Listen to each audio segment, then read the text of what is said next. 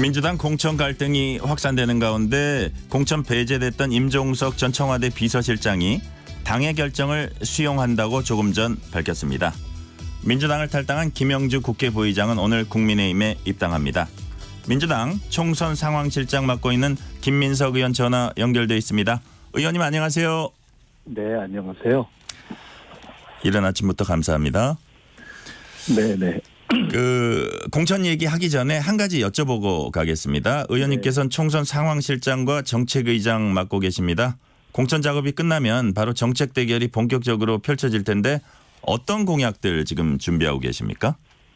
제가 정책위 의장을 맡고 있는 것은 아닌데 정책과 상황을 함께 지금 상황실장이라는 역할로서 총괄하고 있는 것은 맞고요. 네네.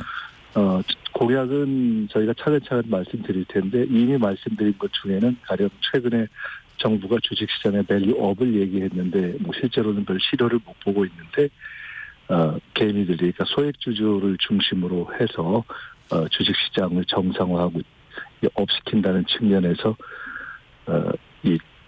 이사들에 대한 주주의 충실 의무 이런 것들을 강화하고 또 전자투표를 강화하는 이런 정책을 내놓은 것이 있고요. 예를 들어 최근에 대비를 했던 것 중에 저희들이 주 5일 경로당 점심 같은 것도 내놓은 적이 있죠. 네. 그건 사실 제가 아이디어를 낸 것인데요. 그 외에 여러 가지들을 준비하고 있어서 이 공천 국면이 끝나고 나면 하나하나 쭉 말씀드릴 계획입니다. 네, 제가 방금 오프닝에 말씀드린 대로 공천 배제됐던 임종석 전 비서실장이 당 결정 수용한다. 이렇게 자신의 페이스북에 조금 전에 이제 밝혔습니다. 이거 네. 보시니까 어떠세요? 임종석 실장께서는 당에 대한 애정도 깊고 또 당을 오래 해오셨기 때문에 좋은 결정을 해주셨다고 생각하고요. 또 그러한 결정을 하실 것이라고 대부분 생각을 하고 있었습니다.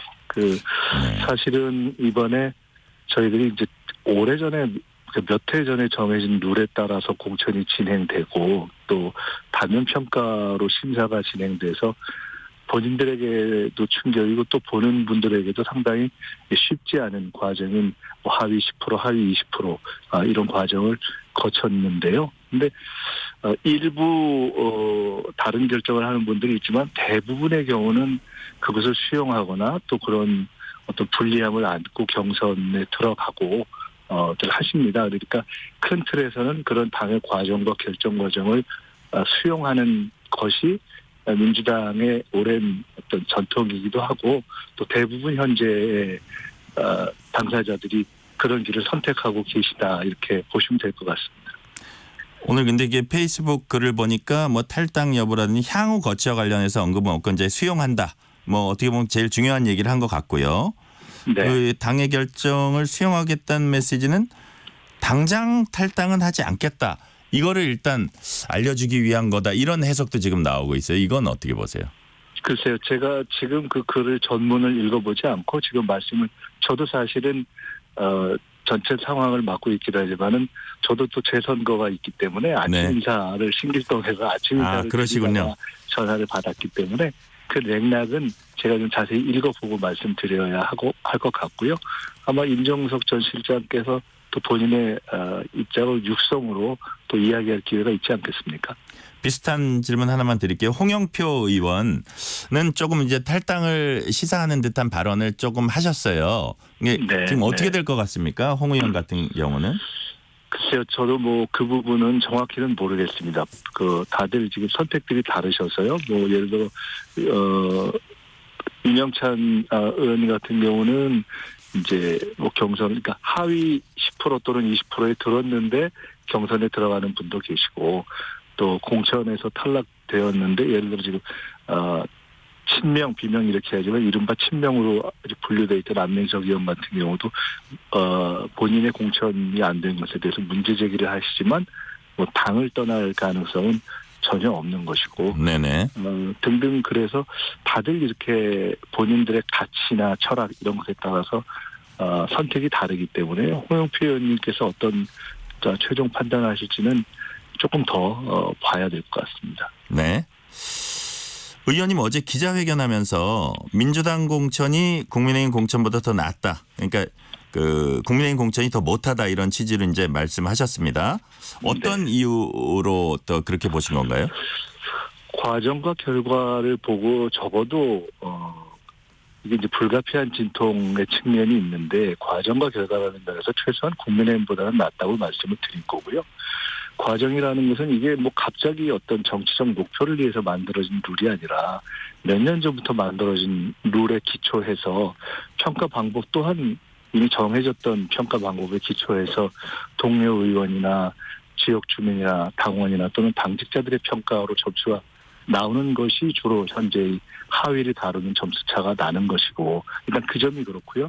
그에 비하면 국민의힘의 평가 시스템이라는 것에서 거의 전무후무한 것인데 그 대표와 원내대표니까 한동훈, 윤재욱 두 분에 의한 평가가 15%를 차지한다는 것은 좀 상상하기 어려운 사적 방식이거든요. 그러니까 과정과 제도에 있어서 차이가 너무 나고 결과도 따지고 보면 그러한 불가피한 진통을 거치긴 하지만 상당히 보면 자진 불출마도 민주당이 많고 경선도 많고 교체도 많고 그에 의한 다선의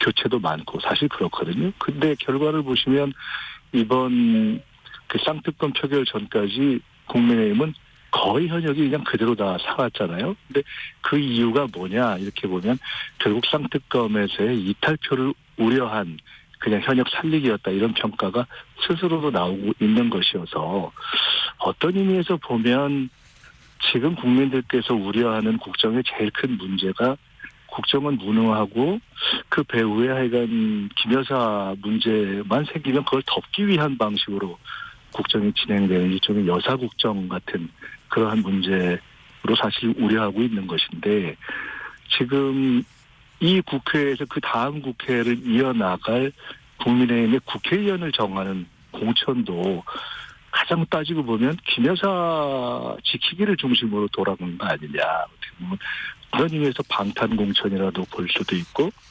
사실은 아부 공천이라고 볼 수도 있는 거죠. 그렇게 과정 결과를 놓고 보면 소리가 난다 조용하다라는 측면에서 지금 현재의 이거 민주당 공천이 문제가 있는 것이 아닌가? 또 당사자들이 당연히 공천에서 어려움을 겪게 된 분들은 다 불만을 가질 수밖에 없기 때문에 그런 과정이 있긴 하지만 내용을 놓고 보면 룰의 안정성과 객관성이라는 측면에 있어서나 결과에 있어서의 어떤 변화라는 측면 또 의도에 있어서 특별한 정치적 의도가 있는 것과 사실상 김 여사 방탄을 의도했다라고 보이는 점 모든 점에서 비교해 볼 때 아무리 저희가 짜게 봐도 적어도 국민의힘 공천보다는 민주당 공천이 낫다 저는 그렇게 생각이 듭니다. 네.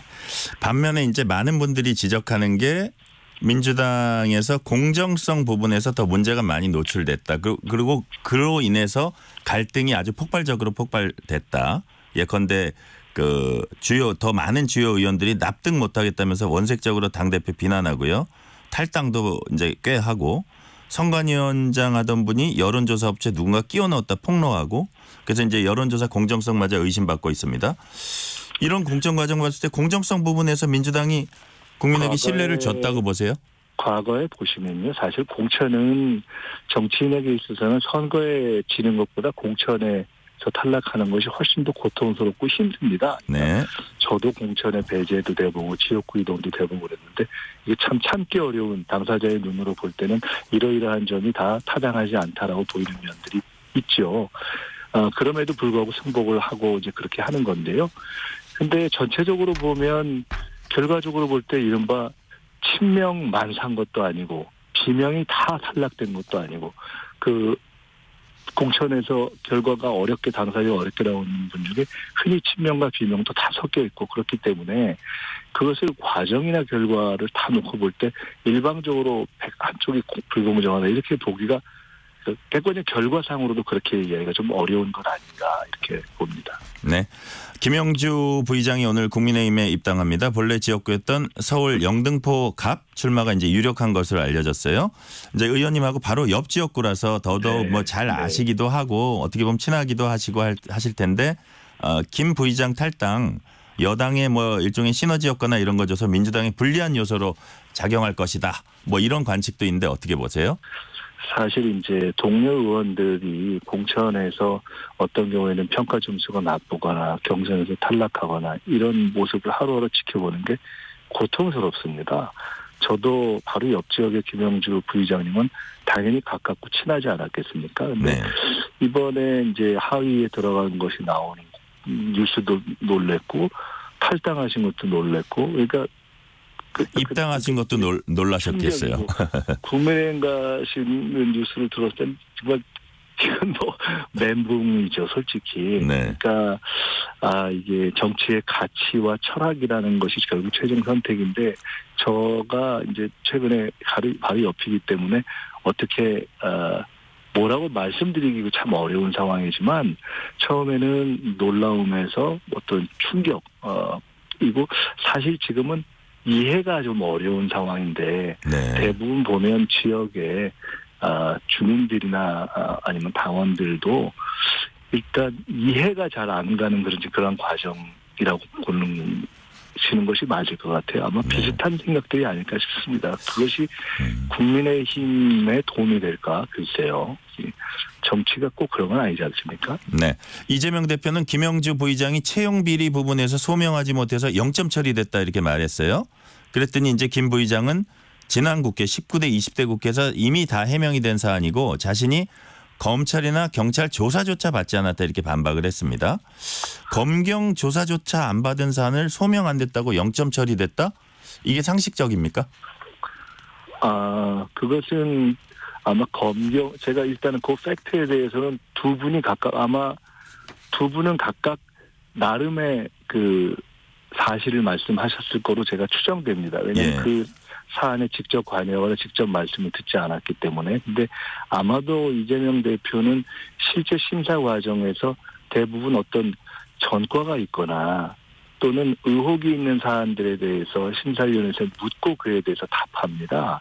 근데 이재명 대표는 그에 대해서 심사위원들이 질문했는데 그에 대한 소명이 없었던 것이 이렇게 점수로 반영되었는 것으로 확인했다라는 말씀을 한 것이고 김영주 부의장님께서는 그것 갖고 법적인 어떤 조사를 받지는 않았다. 이렇게 지금 서로 약간 다른 각도의 답을 일정하게 하신 것으로 보입니다. 그것에 대한 평가는 어떤 것이 더 객관적 사실의 전체를 보여주고 있는가에 대해서는 국민들께서 판단하실 거라고 봅니다. 그러니까 홍영표 네네. 그러니까 다 일정한 사실에 근거해서 말씀하셨을 거라고 봅니다. 네. 정당의 어떤 문제라든가 이 사안이라든가 이런 소명 과정들은 이것이 법적인 기소를 단계에 들어갔느냐 또는 법적인 조사 단계에 들어갔느냐 아니냐와는 별개로 소명을 요구하는 경우가 있고 그에 대한 소명이 충분하냐 불충분하냐 이런 판단도 있는 것이 사실이고요. 또 말씀하신 것처럼 김 부의장께서는 뭐 그 소명 여부와 상관없이 나는 이것으로 검찰 조사를 받지는 않았다라는 말씀을 하신 것으로 저는 이해합니다. 그에 대한 판단은 국민들께서 하시면 될 것 같습니다. 네, 홍영표 서른 의원 등은 민주당 공천 갈등의 근본 원인이 이재명 당 만들기에 있다. 이는 총선 뒤 치러진 전당대회나 3년 뒤 대선을 고려한 거다. 뭐 이런 해석을 하고 있는 것 같은데요. 사실 이제 당 대표가 당원 한 명 탈당이라도 이제 만류하는 게 이제 상식인데 입당도 자유고 탈당도 자유다 한 것은 당장 총선보다 이재명 당 만들기가 더 중요하기 때문이다. 이렇게 또 해석하는 분들도 있어요. 어떻게 보세요? 글쎄요, 저희가 이제 어떤 사안에 대한 객관적인 판단 내지는 분석하고 그 의도를 나는 이렇게 본다라고 주장하는 것 사이에는 차이가 있을 수밖에 없지 않습니까? 네. 근데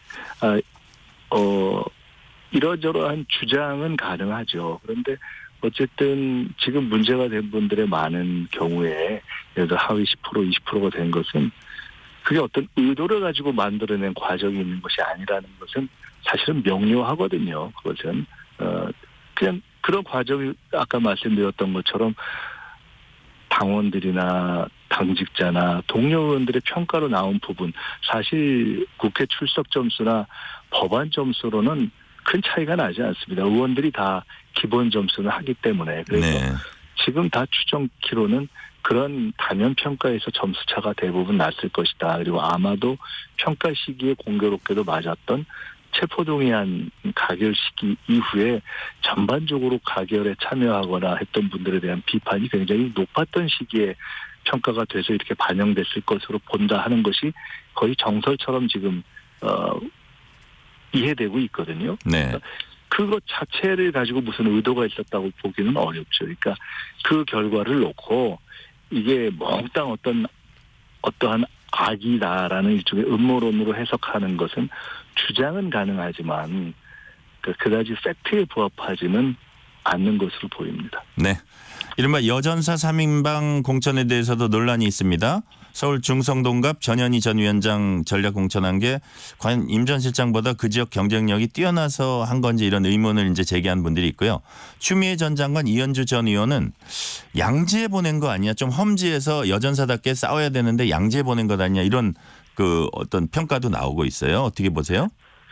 거기 다 험지예요. 아, 그렇습니까? 추 장관님 가신 지역이나 이현주 의원 가신 지역이 다 만만한 지역이 아닙니다. 네. 그리고 그 성동에 지금 이제 전현희 위원장은 이미숙 그 전 의원께서 이렇게 임종석 실장과의 상대를 가상해서 하면서 한동훈 위원장이 무슨 운동권을 잡겠다 이런 식으로 해서 또 그 프레임을 갖자고 한 것이잖아요. 근데 네. 전체적으로 원래 현역 의원, 그러니까 홍익표 의원께서 그만두고 나면 전략직으로 되는 것이 어떤 구도로 가는 것이 제일 좋겠느냐라는 당의 고민이 원래 있었고 그게 네. 하나 있고 또 임 전 실장님 같은 경우는 우리 당에 지금 예를 들어 양승조 전 지사 같은 그러니까 좀 급이 중량급이라고 하는 분들은 조금 더 어려운데 그러니까 완전히 낙선할 것이 아닌 조금 더 어려운 곳에서 역할을 해줘서 영향을 미치게 하자 이런 일종의 전략적 기조가 있는데 그런 점에서 임 전 실장께서 원래의 지역구로 가는 것이 최상이냐에 대해서는 원래부터 고민이 있었던 거거든요. 네. 그런 등등을 일단은 조금 이해하는 것이 좋고 첫 번째 아까 질문해 주신 세 분이 양지로 간 거 아니냐. 그걸 아마 본인들께서 들으시면은 조금 섭섭하실 것 같은데 그러니까 쉽지 않은 데들을 다 맡아주신 겁니다. 네. 통진당 후신으로 여겨지는 진보당이 민주당과 비례연합으로 비례대표 3석을 확보하고 지역구 한 곳 양보를 받았습니다. 출마. 민주당이 종북 이적단체에게 국회문을 활짝 열어준다는 비난이 여권 쪽에서 나오고 있어요. 제3지대에서도 비슷한 얘기 나오고 있습니다. 어떻게 보세요? 그런 비슷한 얘기를 한동훈 위원장께서도 하신 걸 제가 얼핏 들었는데요. 했습니다. 예. 사실 최고저놈한테 말 한마디도 못하는 그러한 정치는 지금 사실 한동훈 위원장이 하고 있는 거여서 결국은 대통령의 국정 무능에 대해서 말을 제대로 하고 그런 어떤 여당을 만드는 거 그다음에 그냥 야당 시비 거는 게 아니라 정책 대결을 제대로 하고 그런 정치를 좀 하셨으면 좋겠다. 그냥 사실 별로 말도 안 되는 얘기를 하는 것보다는 저는 지금 오히려 정말 이 정치에 있어서의 합리성이 없는 그러한 국정을 그냥 일방옹호하고 또 김여사 문제가 나오면 그걸 그냥 덮으려 하고 하는 그런 정치를 어떻게 극복할 것이냐가 현재의 제일 큰 문제 아니겠습니까? 현재의 국정을 이대로 가져갈 것이냐. 이런 국회를 그야말로 국회가 그나마 견제하고 목소리 내는데 지금 국회까지도 지금 사실 한동훈 위원장이 등장한 이후에 한 거라고는 운동권 욕하고 그것도 옛날에 운동권 그다음에 김경률 씨를 집어넣었다가 김여사 문제 건드리니까 도로 빼고 그다음에 쌍특검 문제 나올 때까지는 그냥 알싹 현역들 살리고 본질을 이렇게 놓고 보면 사실은 김여사 문제라든가 또는 그것으로 생기는 국정의 문제에 대해서 한마디도 못하는 거거든요.